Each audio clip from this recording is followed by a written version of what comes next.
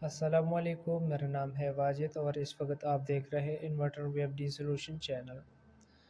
तो आज की इस वीडियो में हम आपको ये सिखाने वाले हैं कि अगर आपके पास कटर है या आपके पास साइक्लोन चक्की है, जो भी है आपके पास, इसका सेटिंग जो आरपीएम का सेटिंग है वो हम वीएफडी से कैसे कर सकते हैं और इसके लिए हमने कौन कौन सी सेटअप करनी है। अगर आपके पास मोटर का पुली बड़ा है या कम है तो फिर इसके पुली छोटी है या बड़ी हुई है, बड़ी पुली है आपकी मोटर के साथ या चक्कर मुकम्मल नहीं है, तो हम इसे वीएफडी से मुकम्मल कैसे कर सकते हैं।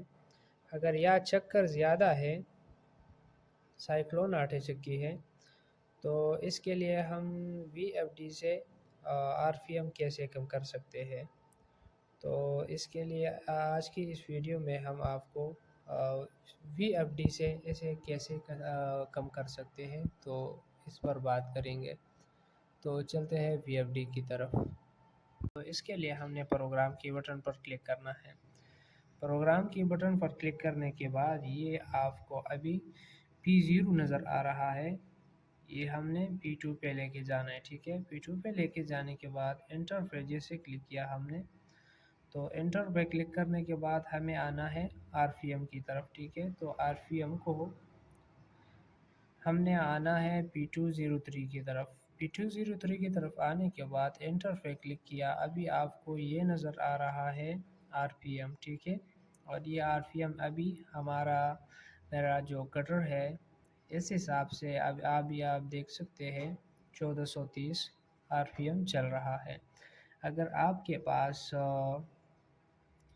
कटर के अलावा ये साइक्लोन है, तो इसके लिए आपने इसको कैसे कम करना है। तो इसके लिए ये शिफ्ट की बटन पे क्लिक किया।